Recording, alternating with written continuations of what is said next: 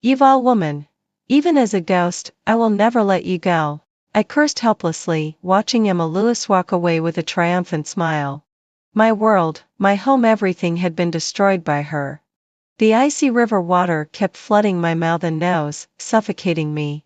Despair and regret gnawed at my heart like venomous snakes. If only I could go back, I would never be so foolish, so naive again. Leela, wake up. Through the haze of my half-conscious state, I heard a voice calling me, anxious yet familiar, with a subtle tremor barely noticeable. I forced my eyes open. The blinding light made me squint in discomfort. As my vision gradually cleared, a strikingly handsome face appeared before me. It was Nathaniel Hale. I widened my eyes in disbelief. How could he be here? Could it be Nathaniel? I whispered hoarsely. You're finally awake. The worry in his eyes vanished instantly, replaced by pure joy, as if I were a treasure long lost and now recovered. My memory still clung to the icy river, struggling to rise, yet my body felt utterly powerless. Seeing this, Nathaniel Hale quickly helped me sit up, gently patting my back. His voice was soft and concerned. Did you have a nightmare? You're all sweaty. It was then that I realized I wasn't in the freezing river at all, but in a warm room, wrapped in a soft blanket. I looked down at my damp clothes. Fragments of memories flashed through my mind, those I had tried so hard to forget, crashing over me like relentless waves, finally freezing on that night of utter despair. Are you all right, Leela? Do you feel unwell anywhere? Nathaniel Hale asked, his concern unwavering. I am fine, I said, taking a deep breath and trying to calm the storm raging inside me. I just had some bad dreams. That's good, he said, clearly relieved.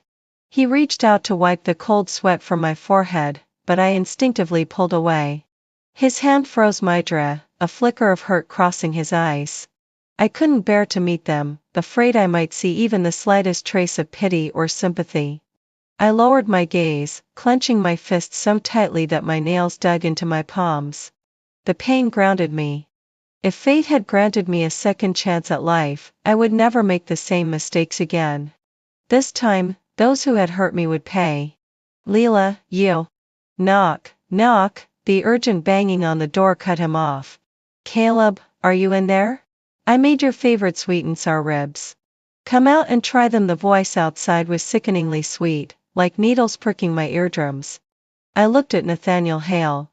A flash of disgust crossed his eyes, but he quickly masked it. Leela, get some rest. I have something to attend to. I'll leave you for now.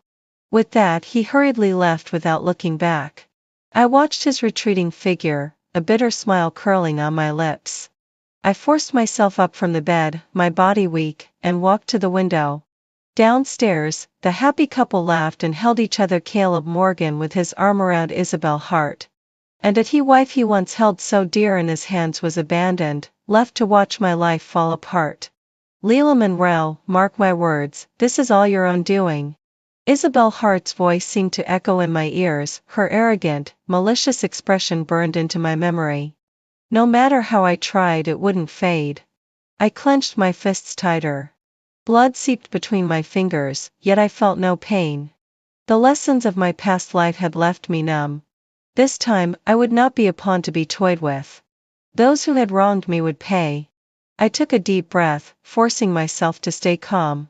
Revenge wasn't something achieved overnight, it required careful planning. What are you looking at, Leela?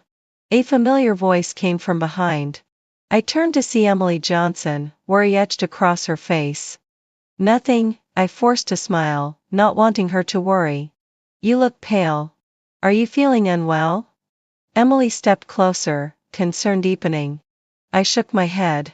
I'm fine, just had a nightmare and haven't quite recovered. That's a relief, Emily said, visibly easing. Actually, I came here today to talk to you about something. Her voice grew quieter, her gaze flickering, as if she were holding back a secret. Something stirred in my heart. Could it be? Emily, you know something, don't you? I grabbed her hand, urgency in my voice. About me, about Caleb Morgan and Isabel Hart. You know everything, right? Emily looked at me, opening her mouth but hesitating. Emily, we're best friends. How could you hide anything from me? I said, holding her hand and looking her firmly in the eyes. She took a deep breath, as if steeling herself, and said, Leela, I've always thought Caleb Morgan was unreliable. The way he looks at you, it's always strange. And recently he's been spending a lot of time with a woman named Isabel Hart. I even saw them at the mall, hugging and laughing together. Emily's words hit me like a thunderclap. I already knew, yet hearing it confirmed by my friend still made my chest ache. Thank you for telling me, Emily, I said, squeezing her hand with gratitude. Are you all right? Emily asked, worry in her eyes. I know it's hard, but you have to stay strong. You can't let them defeat you. I will, I said, taking a deep breath and forcing calm over the turmoil within. Emily, what I'm about to do may be dangerous. I don't want to put you in harm's way. Leela, what are you saying? We're best friends. How could I just stand by and watch you jump into the fire? Emily held my hands tightly.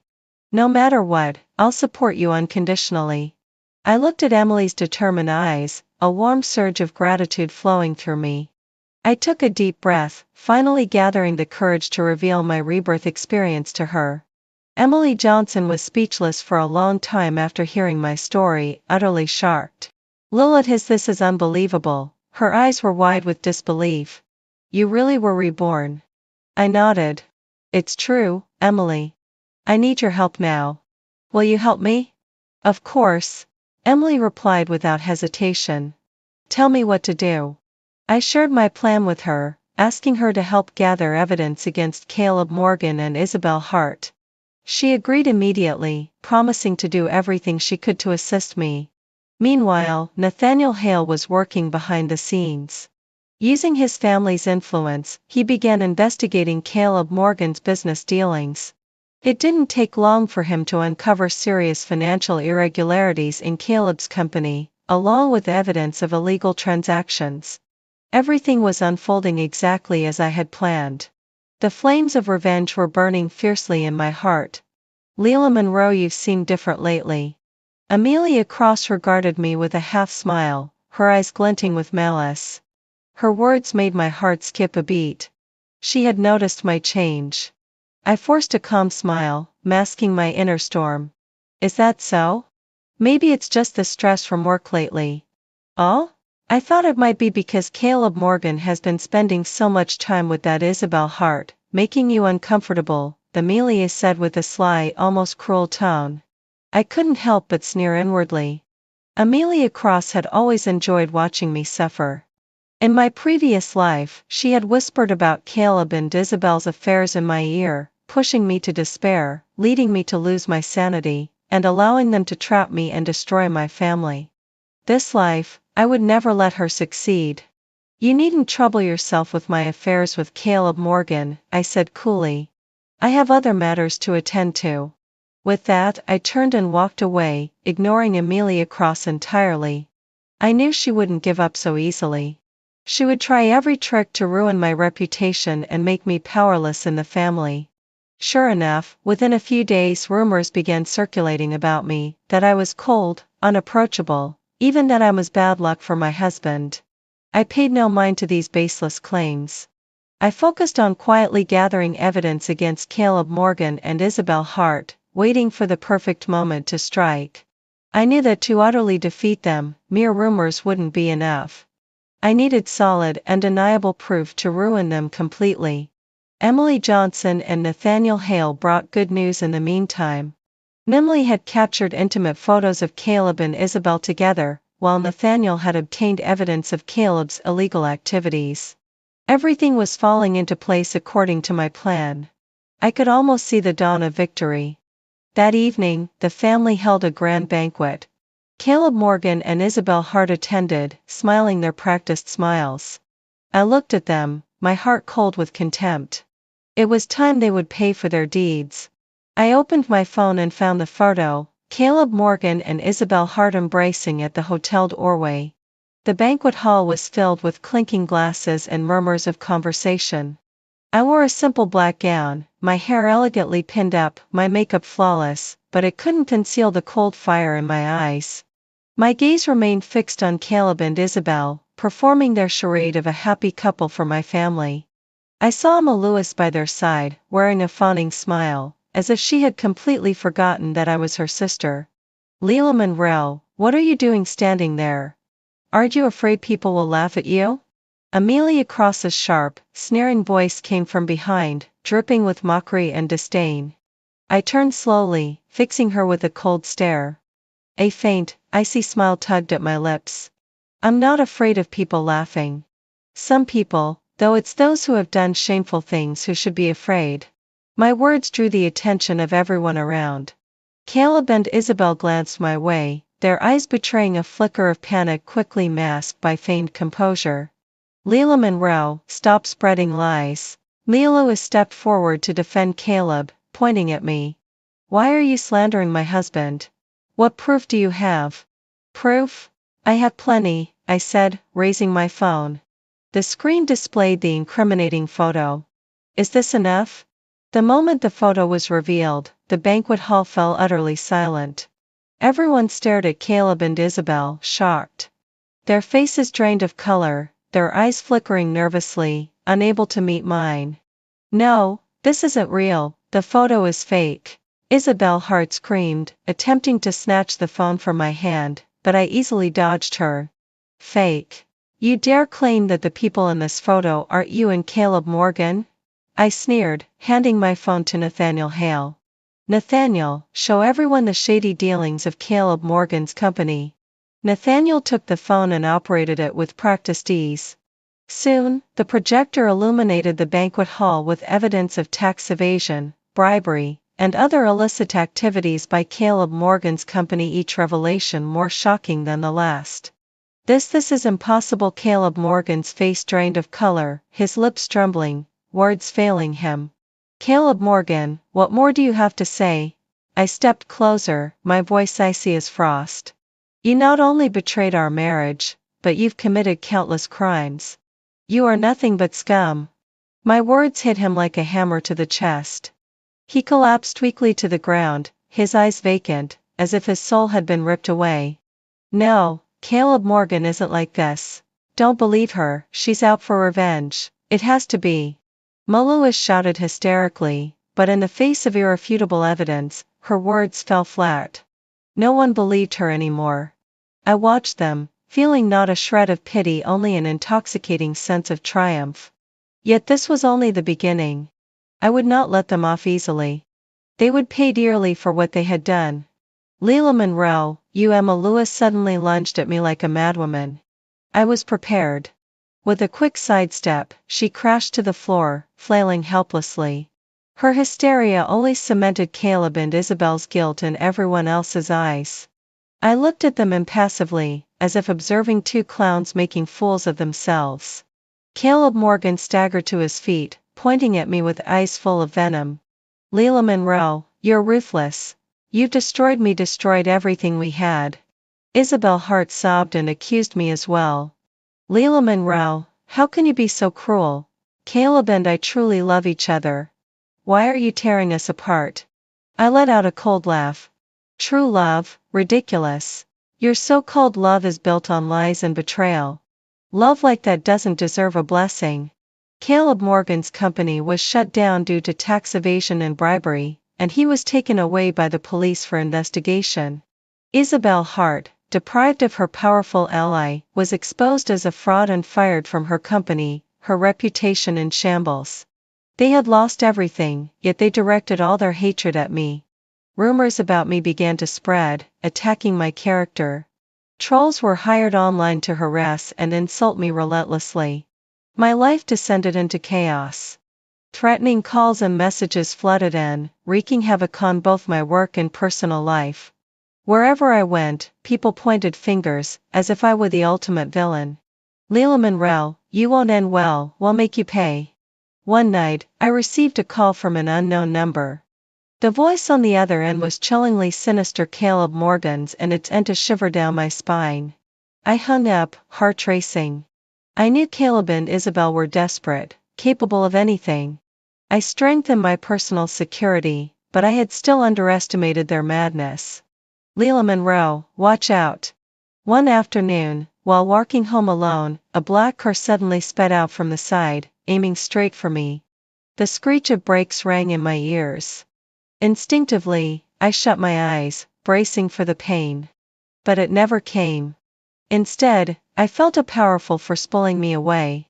When I opened my eyes, I saw Nathaniel Hale's anxious face. He held me tightly, his gaze filled with worry and guilt. "Are you all right? Did you get hurt?" He checked me carefully, his voice tinged with lingering fear. I shook my head.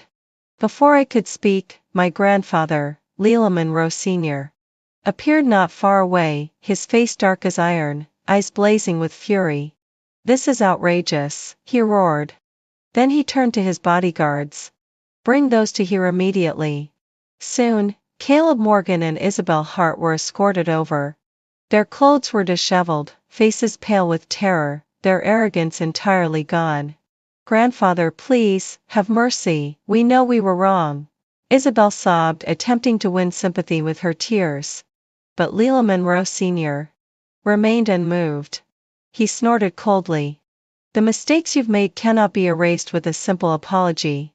May a legend in the business world, his words alone were enough to destroy Caleb Morgan's company and strip Isabel Hart of everything.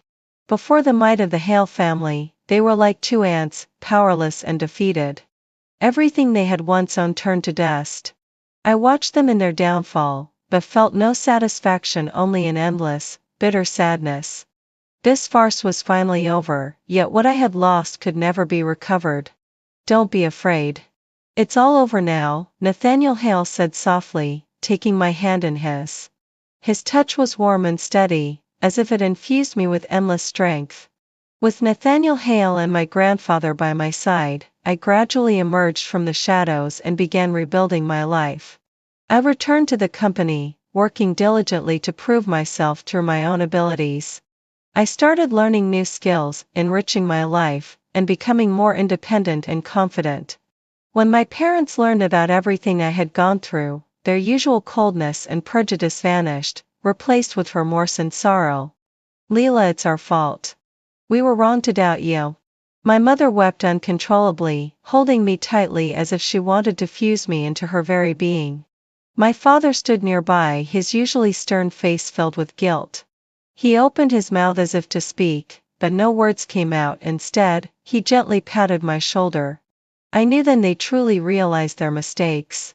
For years, they had been blinded by Emma Lewis's sweet words, indifferent to me, even allowing Caleb Morgan to mistreat me. Now, with the truth revealed, they finally understood that I had always been the one hurt and wronged.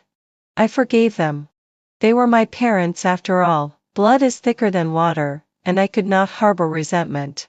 Moreover, after all I had endured, I valued my family bonds even more. Encouraged and supported by Nathaniel Hale, I set out to rebuild my career. I founded a design company. Drawing on my experience from my previous life and my insight into future trends, my company quickly made a name for itself in the industry. My designs were innovative yet elegant, admired by young women everywhere.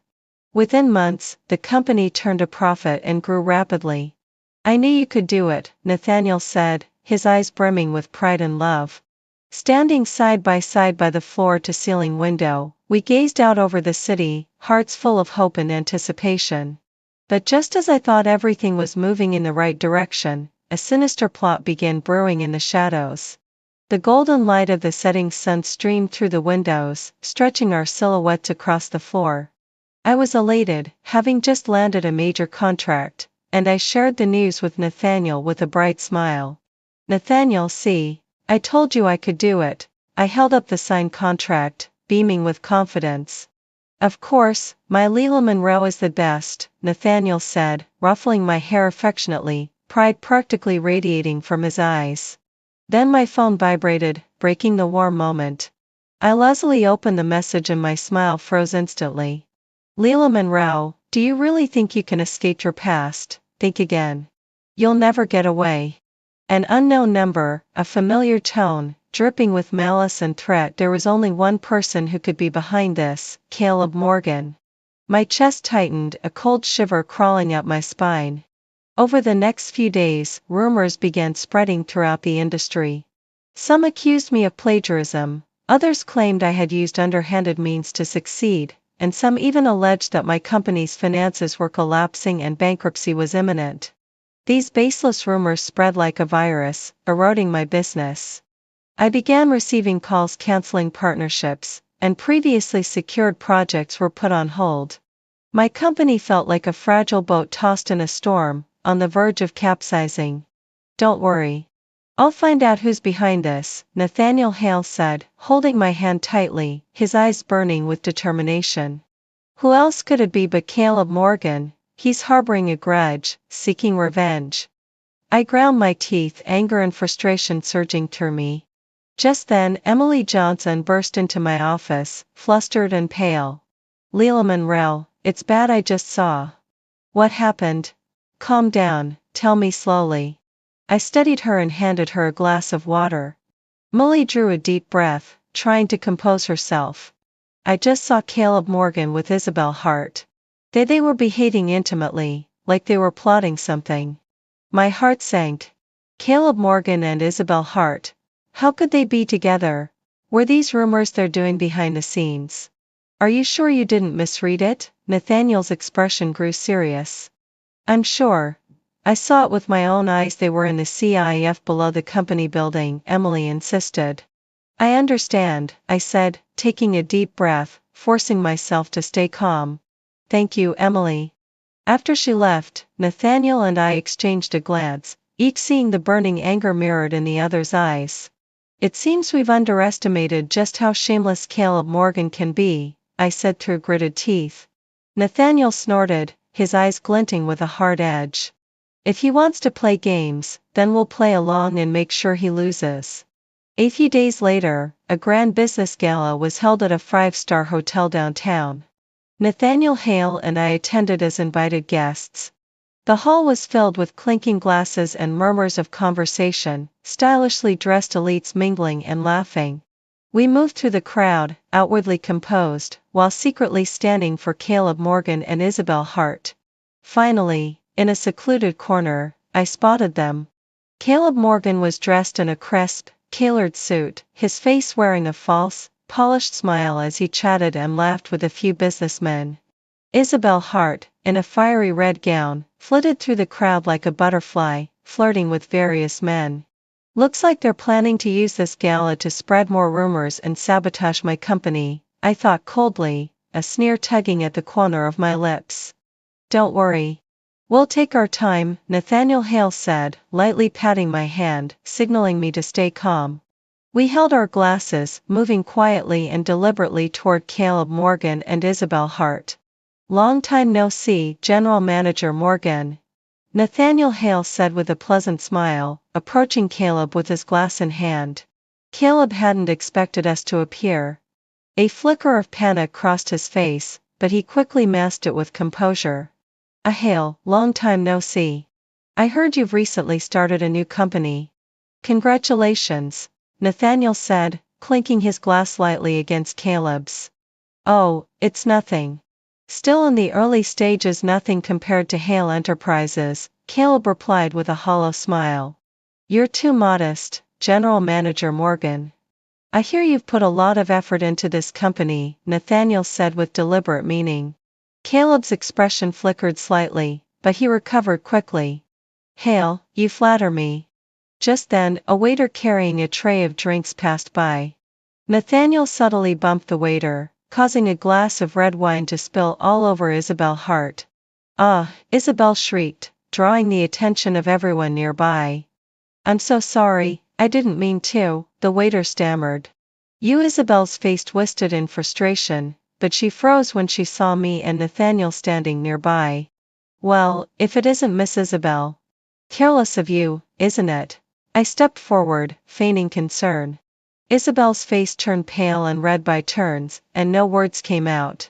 General Manager Morgan, it seems your companion needs attending to. We'll be taking our leave, Nathaniel said, taking my hand and leading me away, leaving Caleb and Isabel standing awkwardly behind. I glanced back at them, a cold smile playing on my lips. Caleb Morgan, Isabel Hart, this was only the beginning. The real show was yet to come. Back in the car, Nathaniel Hale pulled out his phone and dialed a number. Hello, yes, the plan can begin. I turned my gaze to the city lights flashing past the window. Neon signs flickered like mocking reminders of my past foolishness. But now, I was no longer the Leela Monroe who could be manipulated at will. What are you thinking? Nathaniel's clear voice pulled me back to the present. Nothing, just it all feels surreal, I admitted, taking a deep breath and looking at him. Nathaniel, thank you.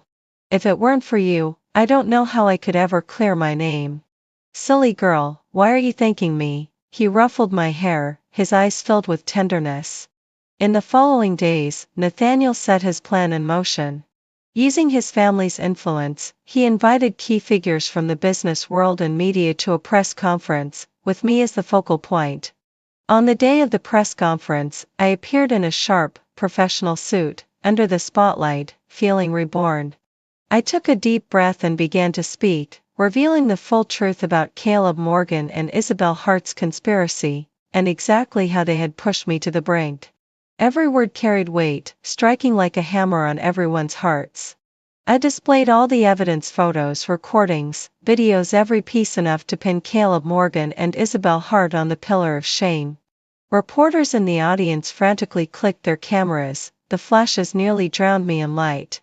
At the same time, my best friend, Emily Johnson, had already arranged for the event to be streamed live across major social media platforms. The entire internet erupted. Leela Monroe clarifies Caleb Morgan Isabel Hart's comeback and mistress. The hashtags quickly topped trending charts. Emily Johnson also launched a campaign in support of me, and countless netizens left messages cheering me on. Public opinion began to shift, the voices that had once insulted me vanished, replaced by sympathy and support. I glanced at Caleb Morgan, his face pale as he sat in the audience. This was only the start of his nightmare.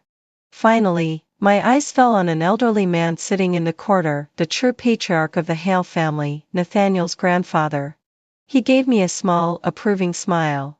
Grandfather Monroe stood and walked toward me, not toward Caleb Morgan but directly to me. His steps were steady, commanding, each one seemed to strike directly at my heart, giving me a sense of reassurance.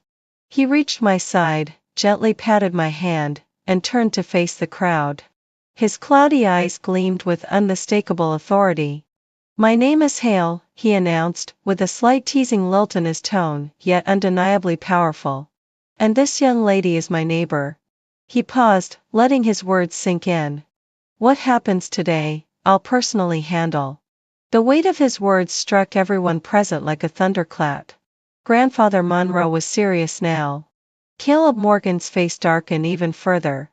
He opened his mouth to speak, but was immediately silenced by a single look from Grandfather Monroe. The Morgan boy, when you do wrong, you must face the consequences. Grandfather Monroe's voice was calm but carried an undeniable authority. I will personally discuss this matter with your family. In the following days, the entire city seemed shrouded in a tense, oppressive atmosphere, as if a storm were about to break. No one knew exactly what Grandfather Monroe had done, only that the Morgan family's company stock plummeted, and negative news flooded the media. As for Caleb Morgan, it was as if he had vanished from the face of the earth, completely disappearing from public view. A week later, the patriarch of the Morgan family, Caleb Morgan's father, personally came to visit Grandfather Monroe. I was hiding in the study on the second floor, peeking through the curtains. The usually proud and haughty man now bowed low, a sycophantic smile plastered across his face. I didn't know what was said inside the study, but when Caleb Morgan's father left, his face was pale, his steps unsteady, as if he had aged 10 years in an instant.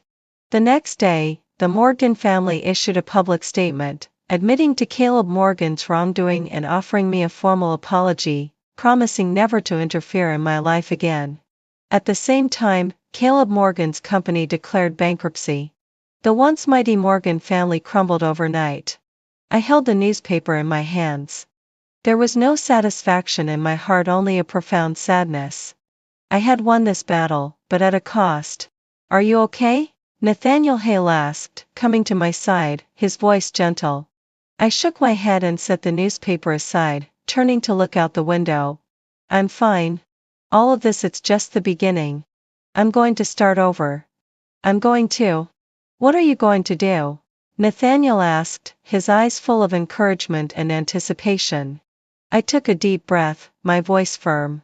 I'm going to make everyone understand that Leela Monroe, am not someone who can be trampled on at will. I'm going to make everyone understand that Leela Monroe, am not someone who can be trampled on at will. I turned to Nathaniel Hale, my eyes blazing with determination.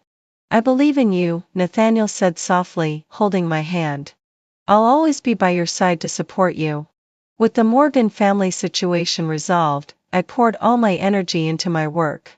I founded my own company, using the knowledge and experience from my past life to navigate the business world. Soon, I carved out a place for myself. My company grew rapidly, expanding its operations, and I became a recognized entrepreneur in the industry. But my goals went beyond business success. I wanted to use my influence to help others. I actively participated in philanthropy, donating funds and resources to impoverished areas, and supporting children who had lost access to education. Through my actions, I honored my promises and gave back to society. Meanwhile, Nathaniel Hale was gradually rising within the family business. Sharp and decisive, he quickly earned the respect and trust of everyone in the company. Under his leadership, the family enterprise flourished, becoming a rising star in the business world. We supported each other, grew together, and achieved remarkable success in our respective fields. Our bond deepened over time, and we both understood that we were the most important people in each other's lives. Leela, look. Nathaniel suddenly took my hand and pointed to the night sky.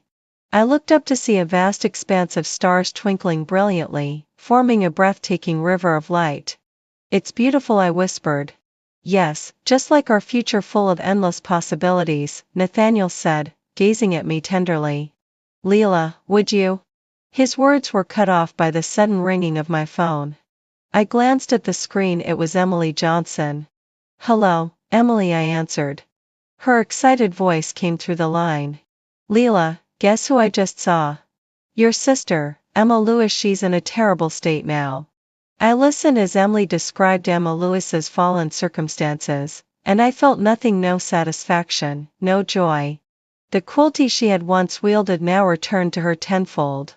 I responded briefly and hung up. What's wrong? Nathaniel asked, noticing my change in expression. I shook my head and explained what Emily had told me. Then I said softly, I'm just reflecting. Fate is strange. Emma Lewis, who once thought herself untouchable, has finally fallen to this state. Good and evil always receive their due. It's not that retribution doesn't come, it's just a matter of timing, Nathaniel said calmly. Nathaniel Hale gently held my hand. You've already freed yourself from them. From now on, we'll walk this path together. I looked up into his deep, unwavering eyes, and a warmth spread through my heart. Yes, I still had my loving family, and I had Nathaniel Hale by my side. The shadows of the past had finally lifted, and the future was filled with hope and light. Our wedding took place as planned, with the blessings of both our families. It was a bright and sunny day. I wore a pristine white wedding gown and walked slowly down the aisle, arm in arm with my father, toward Nathaniel Hale, who stood bathed in sunlight at the end of the hall. He looked at me with deep affection, his eyes sparkling with happiness. When the officiant pronounced us husband and wife, it felt as if I had stepped into a fairy tale, surrounded entirely by joy and love. After the wedding, life with Nathaniel Hale was simple, peaceful, and happy. We worked together, lived together, and shared every joy and sorrow. We even adopted an adorable little girl, and the three of us built a warm, simple life together. Daddy, Mommy, look, the stars. And our garden, our daughter pointed excitedly at the twinkling night sky. Nathaniel and I exchanged a smile, holding her tiny hand as we gazed up together. Sweetheart, do you know? Every single star represents a dream. Above us, the night sky sparkled with countless stars, each one glowing with enchanting light just like our future, full of endless hope and possibilities. The day Emily Johnson's car crashed, the Wilson family patriarch also suffered a sudden heart attack. When I married Daniel Wilson, the old man gave us a pair of blood jade pendants, claiming they could ward off death. In my previous life, to save him during his illness, I smashed my own pendant, the one meant to shield me, and let its spiritual energy flow. It wrapped around the Wilson bloodline, sparing his life. But Emily Johnson died that night on the highway, her car wrecked beyond recognition. Daniel Wilson went mad. He locked me in the basement of the old estate, using my blood to draw almsgnomes for an entire year, obsessed with reviving Emily Johnson. Amelia Cross, it's your fault. Why did you destroy the pendant? Why didn't you die in her place? He drained me of the last drop of blood I had, and I died on our 3rd wedding anniversary. When I opened my eyes again, I was back on the very night fate had split in two. Daniel Wilson's eyes burned red as he shouted for me to move, that he had to save his Emily. This time, I didn't stop him. I stepped aside calmly. Daniel Wilson, this is your choice. I cannot speak. 3 years ago, when I saved Daniel Wilson, my vocal cords were damaged beyond repair. So when the butler rushed in to report that Emily Johnson had crashed on the mountain road and Daniel insisted on rushing to her side, I only stood silently at the entryway, watching him without a sound. My husband, Daniel Wilson, hurriedly changed his shoes, his eyes filled with nothing but fear for another woman. Sir, the old master has collapsed as well. The doctors say it's critical, he's barely holding on. Michael Evans, the butler, stammered, sweat running down his temples. Daniel froze for just a moment. Just one. Then he lifted his head and glared at me, his eyes full of warning and disgust. Amelia Cross, don't you dare try to stop me. In my past life, this was where I clung to him, clutching his sleeve with everything I had, typing frantically on my phone to beg him, grandfather is dying. He kicked me aside, spitting that I was a useless nymph who only brought him trouble. But he still went to the hospital first. That choice cost Emily Johnson her life on the highway. And afterward, he placed all the blame on me. He locked me away, bled me day after day, and said my wretched life would be the price for his beloved's resurrection. The memory of that bone-deep agony is carved into me still. But this time, I didn't move. Under his hateful gaze, I quietly stepped back, leaving his path to his first love wide open. He hesitated for a beat, surprised by how easily I yielded, but didn't linger. Snatching up his keys, he rushed out the door. It slammed shut behind him with a thunderous bang. The blood jade at my chest suddenly burned hot, searing pain into my skin. I knew it had activated. I looked down and watched as the once warm pendant grew hotter and hotter, then gradually cooled until it was colder than ice. Emily Johnson, you've been saved. But the price you'll learn soon enough. I took out my phone with steady hands and dialed the Wilson family's private physician. Madam, his anxious voice came through at once. Madam, can you hear me? The old master's condition is very grave. When will the young master arrive? I raised my eyes to the family portrait hanging on the wall. In it, the old man was holding Daniel and me, smiling with boundless kindness. I lifted a hand, tracing the face of that smiling, foolishly happy version of myself. How naive. The voice on the other end grew more urgent, but I hung up. Instead, I typed out a single text and pressed send. Daniel Wilson has no time. He went to save someone else. Handle the old master's arrangements as protocol requires. Daniel returned only at dawn. Exhausted, but his features softened with relief. Emily's fine. Just a mild concussion. He shrugged off his coat, never sparing me a glance, his tone filled with smug satisfaction, as if to say, see, saved her. Don't you dare cause trouble again. I sat quietly on the sofa, eyes lowered. My silence seemed to please him. Pouring himself a glass of water, he walked over and looked down at me. Yesterday, you were wise enough to behave. From now on, stay in the Wilson household and stop entertaining thoughts you shouldn't have. His words had barely faded when his phone rang.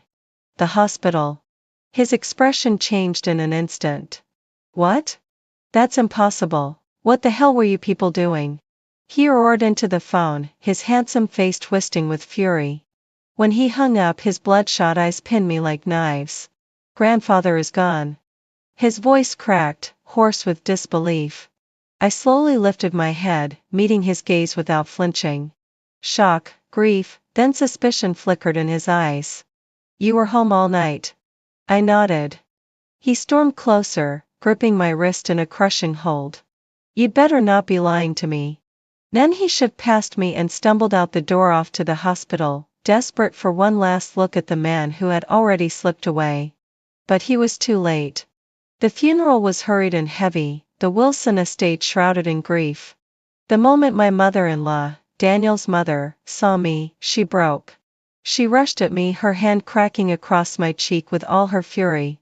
Cursed woman, ever since you married into this family, nothing good has happened. You killed my father-in-law, now you've killed my husband's father. Why don't you just die yourself? The burn of her slap spread hot across my skin. I didn't dodge, nor did I react at all. The guests' eyes all turned toward me at once, filled with curiosity and pity. Daniel Wilson grabbed his mother's arm. Mom, that's enough. Grandfather's death has nothing to do with her. It was an accident. My mother-in-law wanted to lash out again, but Daniel silenced her with a single look. He wasn't defending me. He just didn't want the Wilson family to become a laughingstock at the patriarch's funeral. Just then, a commotion stirred at the doorway. Molly Johnson had arrived. She wore a flowing white dress, her face carrying just the right shade of sorrow and fragility, with a neat bandage wrapped around her head. The moment she appeared, every gaze in the hall was drawn to her. Daniel, she called softly, her eyes misty, her body swaying as though she might collapse at any moment. Daniel instantly released his mother and rushed to catch her. Why did you come? The doctor told you to rest. His voice was heavy with worry and tender reproach. I was worried about you. Millie leaned weakly against him, though her gaze slipped past his shoulder to find mine laced with veiled provocation and smug triumph. Then right on cue, she closed her eyes and fainted. Gasps rippled through the crowd. Daniel scooped her into his arms, shouting her name in panic as he hurried her toward the lounge. He never once looked back at me. As if I were nothing more than a stranger. My mother-in-law cast me a vicious glare before following after them. And I was left standing alone in the middle of the morning hall, the weight of 100 stares cutting me into pieces. Like the punchline of a cruel joke. After the funeral, we returned home. The moment we stepped inside, Daniel shoved me against the wall so hard pain shot down my back. Talk. What did you do? His hand clamped around my chin, forcing my head up. Grandfather was always in good health. Why would he suddenly have a heart attack? And Emily's accident. The brakes failed for no reason. Too much of a coincidence. Don't you think, Amelia Cross? I stared at him, finding the whole thing absurd. In our last life, he blamed me for Emily Johnson's death.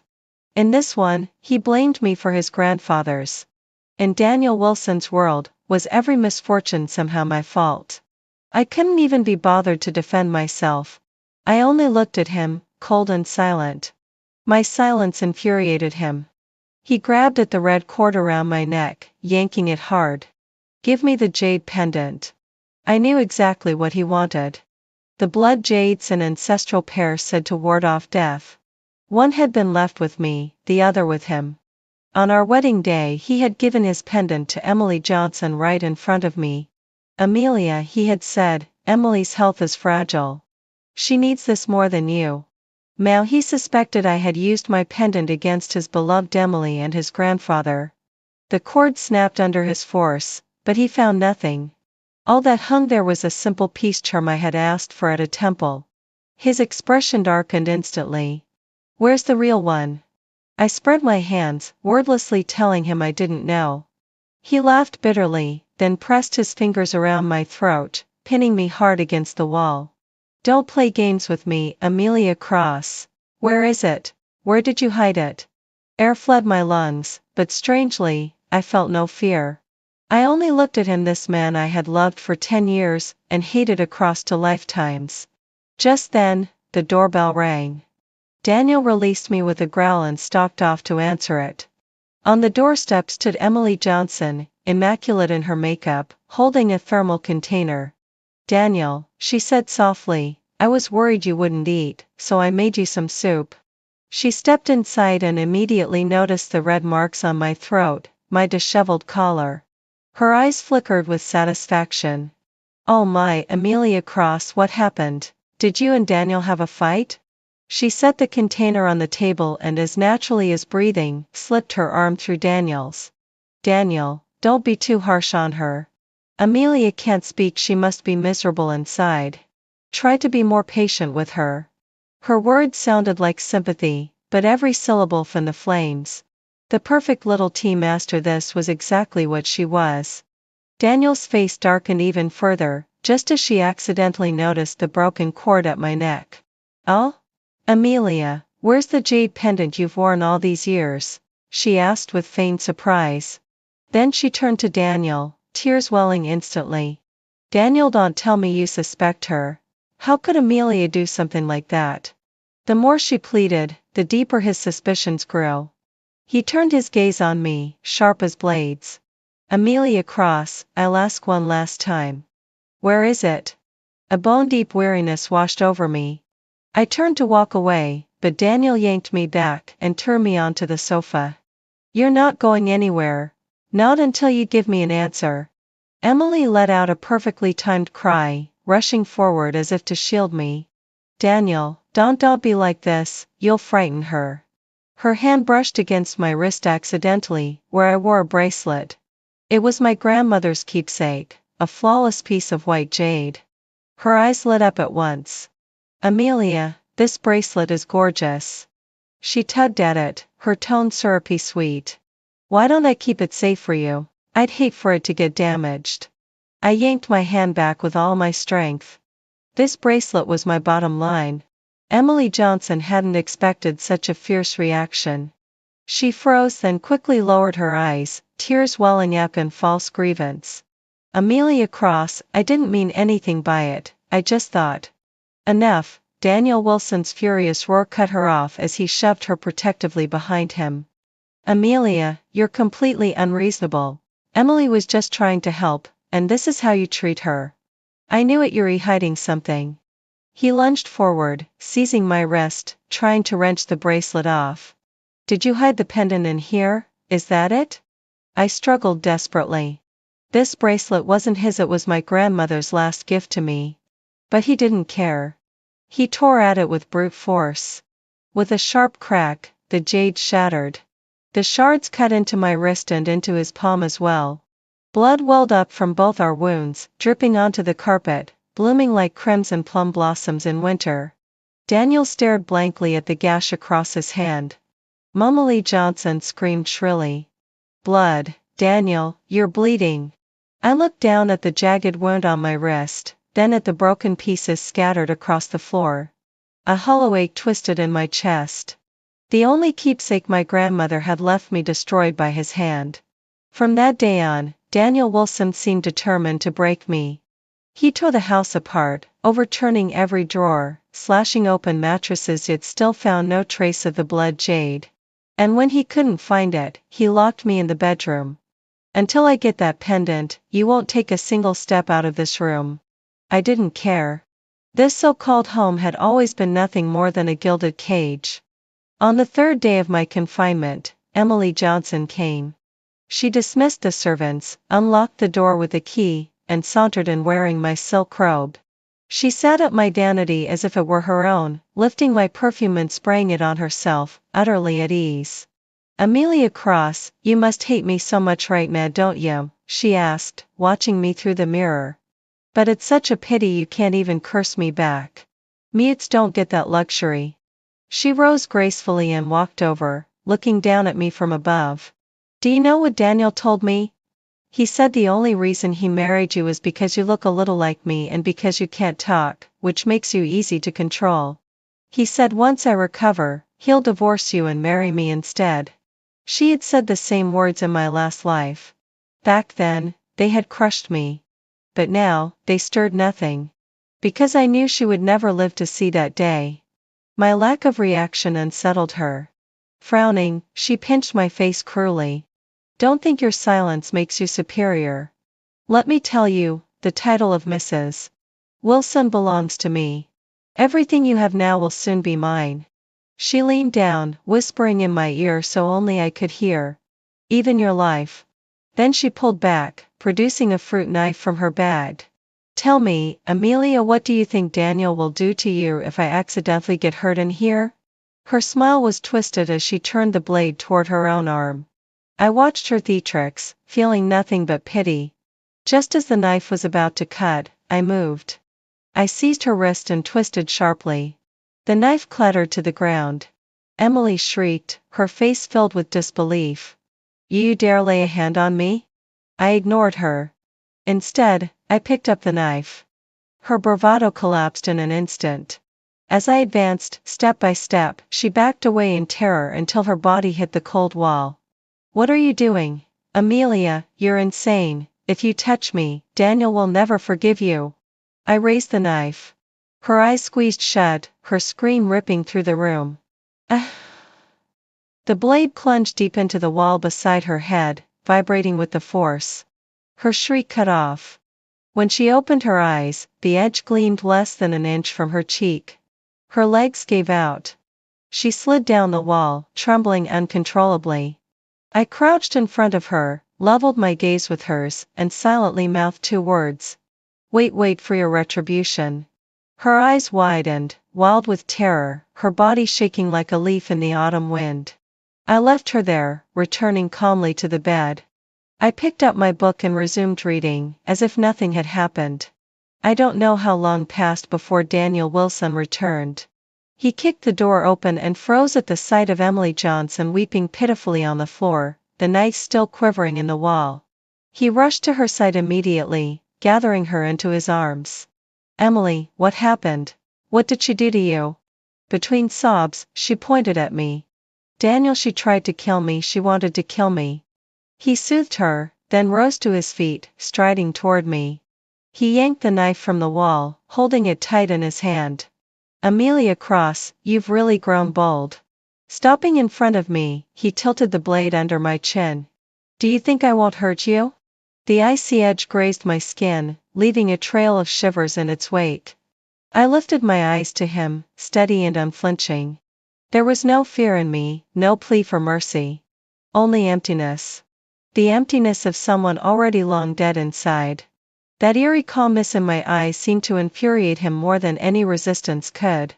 With a sudden flick of his wrist, the knife bit into my neck, leaving behind a shallow crimson line.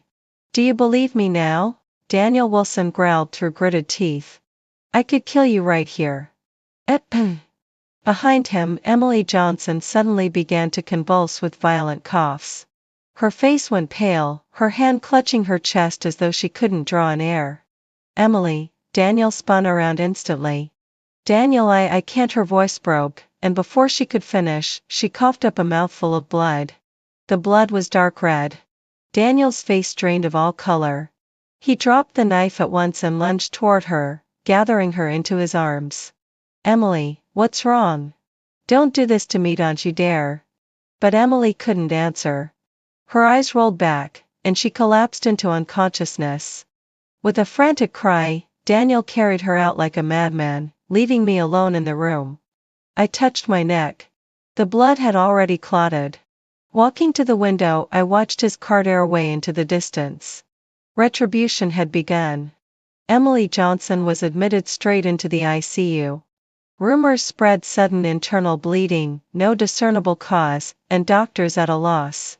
Daniel Wilson refused to leave the hospital, keeping vigil at her bedside day and night until he looked like a shadow of himself. Meanwhile, cracks spread through the Wilson empire. Several longtime business partners abruptly severed their contracts. A flagship project on the brink of going public was exposed for data fraud, facing massive penalties. The company's stock plummeted again and again. His mother panicked, burning incense and praying daily, muttering about misfortune befalling the family. She came to see me once. Through the locked door, she hurled the vilest curses she could think of, calling me a jinx, a demon, a curse upon their house. I didn't so much as flinch. This was nothing more than the blood jade's backlash. That pendant recognized its master, the Wilson bloodline, and the spouse bound to it by marriage. Emily Johnson, a mere outsider.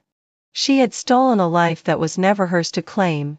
Now the debt was being collected with her life, and with everything the Wilsons possessed. When Daniel Wilson finally returned, he was a different man. Gaunt, unshaven, his eyes bloodshot, he stood at my door, not raging, not shouting, but heavy with something I couldn't quite name. "It's you, isn't it?" he asked quietly. "You did this." I didn't answer. He went on anyway. "The doctors can't explain it. Emily's organs are shutting down one after another. The company, it's on the verge of collapse. All of this, Amelia Cross, all of it is your doing." This time it wasn't a question. It was a verdict. He stepped inside and crouched before me, lowering himself in a way I had never seen. Taking my hand in both of his, he whispered hoarsely, "I was wrong. Amelia, I was wronged. I beg you, let Emily go. Spare the Wilson family. I'll give you whatever you want. Anything, as long as you stop." When he lifted his head, I saw something in his eyes I never expected, pleading. In 10 years, I had never seen him bow so low. And it wasn't for me. It was for Emily Johnson. I pulled my hand back, picked up a pen and paper, and wrote one sentence. "Divorce. I'll leave with nothing." He froze, staring at the words as if he couldn't believe them. Perhaps he had expected me to demand half of the Wilson fortune, or to make him swear never to see Emily again. He never imagined I would ask for nothing but my freedom. Silence stretched long between us, so long I thought he might refuse. But at last he nodded. "Fine." His voice was heavy. "But first you have to save Emily." Daniel took me to the hospital. Emily Johnson lay on the bed, tubes and wires covering her frail body. The dazzling woman she once was had withered to a husk. His mother was at her side. When she saw me, she staggered forward as though salvation had walked through the door. "Amelia Cross, please, please save Emily," she sobbed, clutching at my hands, tears streaking her face. "I'll give you anything, anything at all, just save her." I looked at her, and all I felt was bitter irony. Days ago, she had cursed me as a demon. Now she begged that very demon for mercy. Daniel pulled her away firmly. "Mom, leave us." She refused, but he forced her out. The room fell silent. Only the three of us remained. Daniel's eyes, taut with both urgency and hope, fixed on me. "You can start." I walked slowly to the bedside. Millie's gaze met mine, still sharp with hatred, yet shadowed by fear. From my pocket, I drew out the blood jade pendant, long thought banished. Daniel's eyes lit up instantly. "The pendant, it was with you all along." I ignored him. Placing the jade gently on Emily's forehead, I closed my eyes and whispered the incantations I had once read in my grandmother's ancient texts. The blood jade glowed faintly red, casting its light across her face. Before our eyes, color seeped back into her cheeks. On the monitors, her failing heartbeat grew stronger, steadier. Daniel's expression bloomed into joy. At last, he knew I had a way. After 10 long minutes, I withdrew the pendant. Emily had stabilized. Her breathing evened, her body slackening into sleep. "It's done," I mouthed silently. Daniel rushed forward, only for me to stop him with a raised hand. I picked up the pen again, writing, "This is temporary. The pendant has only suppressed the backlash. To truly be rid of it, there's only one way." Daniel's voice was desperate, urgent. "What way?" "A life for a life." Daniel Wilson stared at the 4 words I'd written. His face turned ashen. What do you mean?" I wrote again, "The blood jade's rules save one life, another must pay the price." The old man's life was exchanged for Emily Johnson's. That was the trade. But Emily Johnson is not of the Wilson bloodline. The jade does not recognize her. Which means the debt falls on the entire Wilson family to repay. Her illness, the company's collapse, those are merely interest. To pay the principal requires one life. Either she dies or you die in her place. I slid the paper toward him. Daniel's body swayed, his knees nearly buckling. He looked at me, shock and disbelief flooding his eyes. You knew all along? I nodded. He had thought me a clueless fool, kept in the dark. What he never realized was that the Cross family were the true origin keepers of these secrets. Before she died, my grandmother had taught me everything: the way to command the jade, and the way to break its curse. No, that's impossible, Daniel muttered, shaking his head. The old master told us the pendant was an auspicious blessing, that it would bring the Wilson family a century of prosperity. I gave a cold laugh. Blessing or curse depends on who wields it and how. Daniel Wilson, you were the one who turned a blessing into a death sentence. Then there must be another way. He clutched at the last thread of hope. I shook my head. His eyes darted suddenly. Your pendant, the one that was yours if you give it to me, then maybe. I cut him off with my pen. My pendant shattered 3 years ago when you pushed me in front of that blade meant for Emily Johnson. Did you forget? 3 years ago Emily had crossed the wrong person. They came for her with a knife. Daniel, desperate to protect her, shoved me forward to take the blow. The blade struck my chest. It was my blood jade that cracked apart, saving my life. The pendant died protecting me, and I survived. But the wound destroyed my vocal cords. I have not spoken a word since. Daniel's face drained of all color. He remembered. Every detail came crashing back. The truth he had buried. That I had already died once for Emily Johnson. That he himself had destroyed my only lifeline. His body sagged to the floor, hollow, as though every ounce of strength had been ripped away. Sunlight spilled through the window, falling across him, but could not touch the despair clouding his eyes. In the end, Daniel Wilson made his choice. He chose his own life. It did not surprise me. He may have loved Emily Johnson, but he loved himself more. He loved his title as the Wilson heir, the privileges, the wealth. So he sent Emily away, hidden in a foreign sanatorium, claiming she'd gone abroad to recuperate when in truth, he abandoned her to waste away alone. With her departure, the Wilson Company's crises eased, stabilizing just enough to breathe again. And then he brought me the divorce papers. Amelia Cross, he said, voice rough, I'm sorry. These are all my properties, and 10% of the company shares. They're yours. He thought material wealth could repay what he had taken from me. I crossed out the section on assets with one sharp stroke. At the bottom, I signed my name. Amelia Cross. And slid the papers back to him. He stared, stunned. You don't want anything? I shook my head. I wanted only freedom. After years shackled in the Wilson cage, I had had enough. He looked at me in silence for a long time. At last, he spoke, his voice hollow. Once you sign, you'll lift the blood jade's curse, won't you? I nodded. He closed his eyes, his face twisted with pain. I understand. He gathered the papers, turned, and left. His back looked hollow, broken, pitiful even. But I knew better. This was nothing more than what he deserved. I packed my few belongings. Most of them were mine to begin with. The designer bags and jewelry Daniel had given me, left them all behind. Standing at the door of the villa, I took one last look. Within those walls lay both my sweetest dream and my cruelest nightmare. And now, I was leaving them behind. A sleek black car pulled up. The window rolled down. Daniel Wilson's face appeared. I'll take you, he said. I didn't refuse. The ride was quiet, the hum of the air conditioner filling the silence. Do you have plans for what's next? He asked eventually. I shook my head. Not yet. But the world is vast. Somewhere, there will be a place for me. If you ever need help, he said quietly, you can always come to me. I turned to study him. His profile blurred in the shifting light, and suddenly, I realized I had never truly known this man at all. The car stopped at the airport. I stepped out. He stayed inside. Dragging my suitcase behind me, I walked toward the terminal without looking back. Just as I was about to pass through the doors, his voice rang out behind me. Amelia Cross. My steps faltered. But I did not turn. I'm sorry. The words came too late.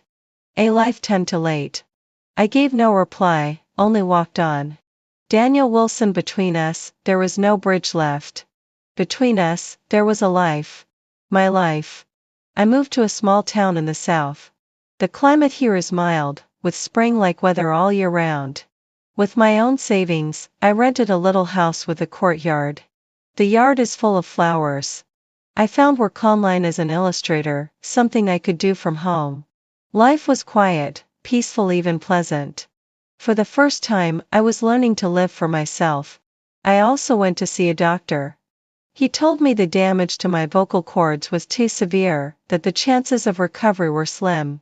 But I still followed through with the treatment. Even if there was only a sliver of hope, I refused to give up. One day, I received a call from an unfamiliar number. It was my mother-in-law. Amelia Cross, come back. Her voice sounded older, worn. The Wilson family is finished. She told me that ever since I left, their business had collapsed, finally going bankrupt. Daniel Wilson had sold the company, the mansion, everything to pay off debts. Now, the whole family was crammed into a shabby rental apartment. It's all retribution, she said. And Daniel, something's wrong with him too. On the other end of the line, she broke down in sobs. He locks himself in his room all day, doesn't see anyone, doesn't say a word. His hair has turned completely white. Amelia, I know we wronged you. But he was the man you once loved. Please, come back and see him, won't you? I listened in silence. No sympathy. No gloating. My heart had long since turned into a still, dead pool. No ripple could stir it. I'm sorry, I'm busy. I hung up and blocked the number. Daniel Wilson. Emily Johnson. The Wilson family. None of them had anything to do with me anymore. A year passed. My art had gained a modest following online, and I'd saved enough money for surgery. The day before the operation, I went to the seaside alone. I watched the tide rise and fall, my heart calmer than it had ever been. I pulled out my phone and saw a news alert. Former Wilson Group president Daniel Wilson found dead in family estate.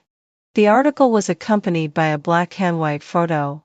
He was still handsome, but the spark in his eyes was gone.